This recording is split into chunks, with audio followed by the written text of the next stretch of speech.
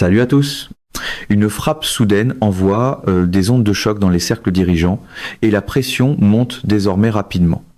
En ce moment même, de hauts responsables américains et israéliens sont sous la menace.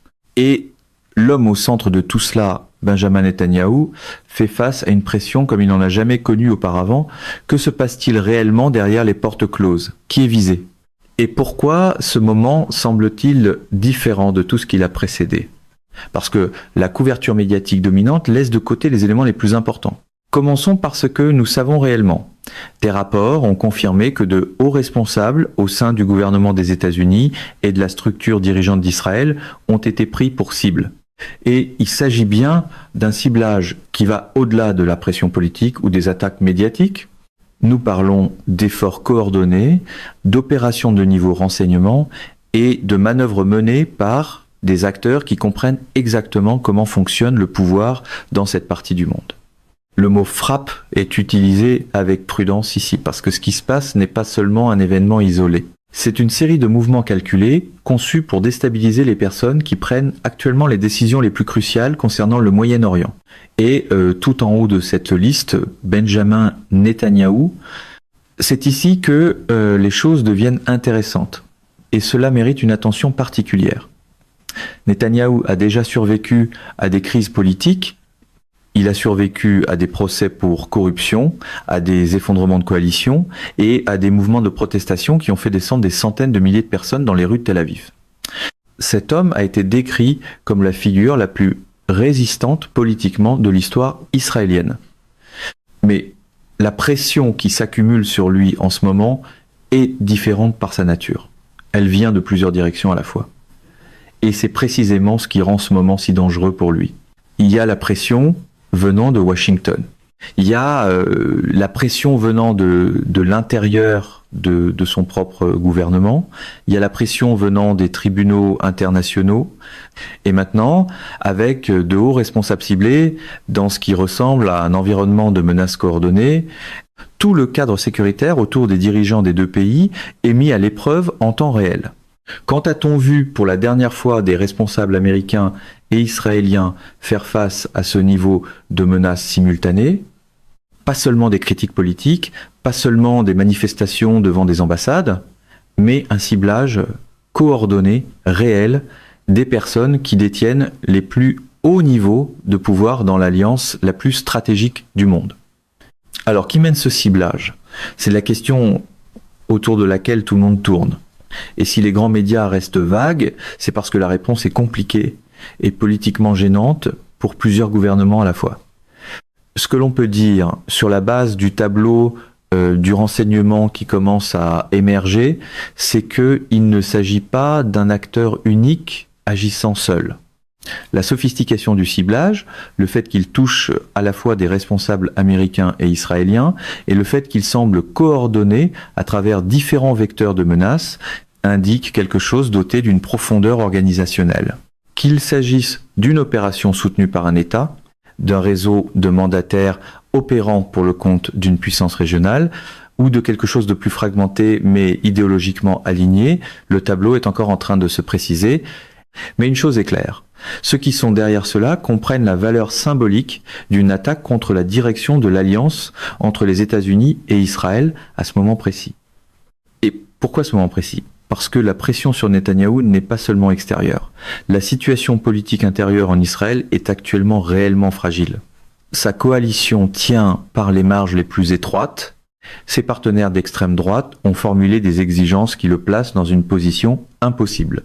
Les satisfaire, c'est risquer l'isolement international. Leur résister, c'est risquer l'effondrement complet de la coalition. Et puis il y a la situation liée à la Cour pénale internationale qui a fondamentalement changé le calcul de la marge de manœuvre internationale de Netanyahou. Il ne peut plus se rendre librement dans de grandes nations alliées comme il le pouvait auparavant. Son espace diplomatique s'est considérablement réduit et lorsque les options d'un dirigeant se réduisent, ses décisions deviennent plus désespérées, plus réactives et plus dangereuses. Voici un élément que la couverture médiatique dominante continue de survoler. Le ciblage de hauts responsables ne se produit pas dans le vide. il se produit à un moment où les négociations de cessez-le-feu traversent l'une de leurs phases les plus délicates. Il se produit au moment où la situation humanitaire à Gaza a atteint un point où même les alliés les plus solides d'Israël en Europe rompent publiquement avec l'approche du gouvernement Netanyahou. Il se produit au moment où les familles des otages retenus à Gaza confrontent publiquement le gouvernement Netanyahou, l'accusant de privilégier sa survie politique au détriment de la vie de leurs proches. Chacun de ces points de pression est lié aux autres, et les personnes qui mènent ce ciblage le savent. Elles savent que si l'on ajoute des menaces sécuritaires à des crises politiques, puis à une pression juridique internationale, on crée une situation où la prise de décision rationnelle devient presque impossible. Vient maintenant la question qui touche vraiment au cœur de cette histoire. La pression exercée sur Netanyahou en ce moment le rend-elle plus susceptible de faire des compromis ou moins susceptible de le faire ? La science politique et l'histoire donnent en réalité une réponse assez claire. Et c'est pas celle que la plupart des gens attendent. Les dirigeants soumis à une pression existentielle venant simultanément de plusieurs directions ne deviennent généralement pas plus souples, ils deviennent plus rigides, ils redoublent d'efforts. Ils s'entourent des voix les plus idéologiquement engagées de leur cercle et ils écartent les influences modératrices. C'est le schéma observé à travers l'histoire avec des dirigeants dans la position de Netanyahou. Et en ce moment, tout ce qui émane de son gouvernement suggère que ce schéma se rejoue en temps réel. L'angle américain de cette histoire est tout aussi important et tout aussi sous-estimé.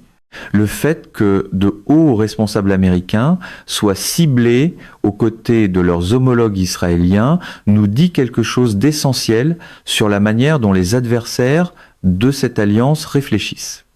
Ils ne voient pas la relation entre les États-Unis et Israël comme deux cibles distinctes. Ils la voient comme une seule structure unifiée et ils la frappent simultanément aux deux extrémités. Cela modifie considérablement le calcul du côté américain de l'équation, car il ne s'agit plus seulement d'un président qui doit gérer un allié politiquement difficile. Il s'agit d'un président dont les propres responsables font partie du tableau des cibles. Et cela produit généralement l'une de deux réactions. Soit un recul pour créer de la distance, soit un resserrement des rangs qui rend l'alliance encore plus étroite et plus défensive. La direction que prendra Washington dans les semaines à venir en dira long sur l'issue de cette situation. Dans un autre univers politique, tout cela serait déjà emballé comme une parfaite conférence de presse à la Trump, certitude maximale, détails minimaux et un slogan assez bruyant pour couvrir les fissures. Les personnes autour de Netanyahou qui défendent encore son approche vous diront que cette pression prouve qu'il fait ce qu'il faut. Les ennemis puissants ne vous ciblent que lorsque vous les menacez efficacement. Et il existe en Israël, ainsi que parmi les soutiens de la diaspora à l'échelle mondiale, un courant qui croit sincèrement à cette idée.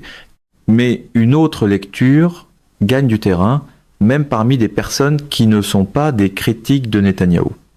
Et cette lecture affirme que l'accumulation de pression venant de directions aussi nombreuses est le signe que quelque chose de fondamental a mal tourné dans la stratégie, et non que cette stratégie fonctionne.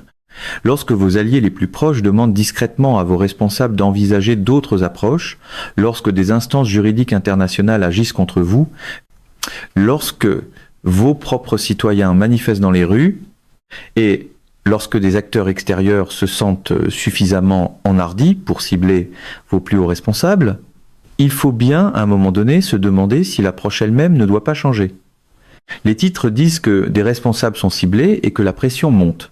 Ce que les titres ne disent pas, c'est à quel point tous ces points de pression sont interconnectés, comment ils s'alimentent les uns les autres, et pourquoi ce moment précis ressemble à un véritable point de bascule, plutôt qu'à un simple cycle d'actualité de plus. Nous pourrions être face à une situation qui se stabilise au cours des prochaines semaines, à mesure que l'environnement de menace est géré et que les négociations progressent. Ou bien nous pourrions être au début d'une escalade beaucoup plus vaste qui entraînerait d'autres acteurs régionaux et transformerait en profondeur l'architecture sécuritaire du Moyen-Orient pour les années à venir. Ce qui se passera ensuite dépend des décisions prises en ce moment même dans des conversations privées entre responsables qui agissent eux-mêmes sous la menace. Cela dépend de la capacité de Washington à exercer une pression coordonnée suffisante pour modifier le calcul de Netanyahou. Cela dépend de la capacité de la communauté internationale à trouver un moyen de créer de véritables conséquences sans pousser Israël dans un coin qui produirait des décisions encore plus dangereuses. Et cela dépend de la question de savoir si les acteurs qui mènent ce ciblage pensent être en train de réussir. Car s'ils croient que la pression fonctionne, ils intensifieront leurs actions. Et une escalade dans cet environnement comporte des risques qui vont bien au-delà des responsables actuellement dans le viseur. C'est l'une de ces histoires qu'il faut vraiment suivre de près au cours des prochains jours et des prochaines semaines. La question centrale est désormais de savoir si Netanyahou changera de cap sous ce niveau de pression ou si l'histoire nous indique qu'il s'enfoncera encore davantage. Mesdames et messieurs, notre émission d'aujourd'hui s'arrête ici. Nous vous invitons à partager votre avis personnel dans la section des commentaires ci-dessous. Plume Pratique vous salue et vous donne rendez-vous très bientôt.